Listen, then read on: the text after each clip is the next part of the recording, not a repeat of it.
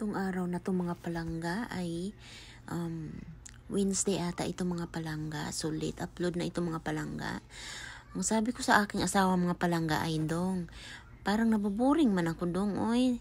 So niyaya ako ng asawa ko, tapos tinanong niya ako kung saan ko daw gustong pumunta mga palangga. So ang sabi ko naman kay Dodong ko mga palangga ay punta tayo sa aquarium kasi pumunta kami diyan dati mga palangga. Hindi kami nakapasok ba kay sobrang dami ng tao. So, may mga nag-field trip yata. So, ayan, dinala ako ni Dudong dyan. At enjoy na enjoy ako mga palangga. Ang lalaki ng mga isda nila dyan at pagong. Ayan, ang ganda. Sobrang ganda dyan mga palangga ba. So, ayan, dyan tayo dinala ni Dudong mga palangga. At sobrang nag-enjoy naman tayo dyan mga palangga, no? Naglaro-laro. Napagod ako dyan mga palangga. Uy, kay sobrang laki man ng na yan. Sobrang laki man ng aquarium na yan. Dito yan mga palangga sa Virginia Beach Marine and Science Aquarium. So, ayan. And then, kumain kami dyan ng asawa ko sa restaurant. Ang ganda dyan mga palangga. Meron silang mga zipline. Kaso lang, hindi ko na naipakita sa inyo mga palangga. Baka ang ingay talaga ng mga bata, mga palangga. O, hindi ako makapag-video. Gusto ko sana mag-zipline. Sabi ko kay Dodong, Dong, subukan ko kaya mag-zipline dyan, no? Mukhang nag-i-enjoy kasi yung mga bata.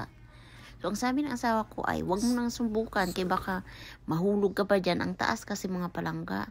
Tapos, hindi ko nga alam mga palangga, no? Hindi pa ako nakatry niyan sa zipline na yan. So umuwi na kami mga palangga. Oy, ako kasi napagod ako. Tapos, naisipan kong mag-cut ng grass mga palangga. Sos, nag-enjoy naman ako mga palangga. Alam nyo ba mga palangga, alas 7 na yan ng gabi. Pero mataas pa yung araw. Nagkakat ako ng grass namin mga palangga kasi ang taas na ba? Sabi ko sa aking Dudong mga palangga ay, Dong, mag-cut ako ng grass. Nung isang araw ko pa talaga gustong mag-cut mga palangga. Kaso ang sabi ng Dudong ko ay, wag na muna kasi mainit daw. So sabi ko, ay nako, ikat ko na kasi uulan. Uulan kasi yan mga palangga ba? Parang kinabukasan umulan dyan. So ang sabi ng Dudong, hindi daw niya ititrim ang mga grass. Hindi niya daw ititrim yan. Sabi ko sa kanya, bahala ka dyan.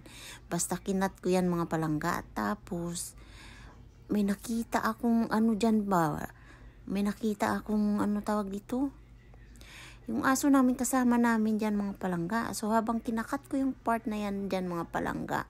Agoy mga palangga. Oy, ang aming aso nandyan din. Biglang ayan, ayos muna si Inday ng sapatos. Tapos mga palangga, basta may nakita talaga ako dyan mga palangga ba na habang nagkakat ako dyan. So, ayan, sige, cut. Hala, banat Inday, hilahin mo pa yan. Ayan, asos. Hala, palaki ng braso. Sige, ang galing na ng Inday mag-cut ng grass mga palangga. Oh, ayan, so, yan ang maganda dito sa US mga palangga. Kaya hindi ka talaga, mahihirapan ba?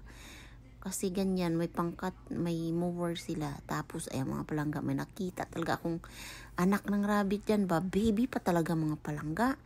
Baby pa yung rabbit. Ayun, tumakbo, ayun. Hinabol ko. Tapos, hinabol din ng aso namin.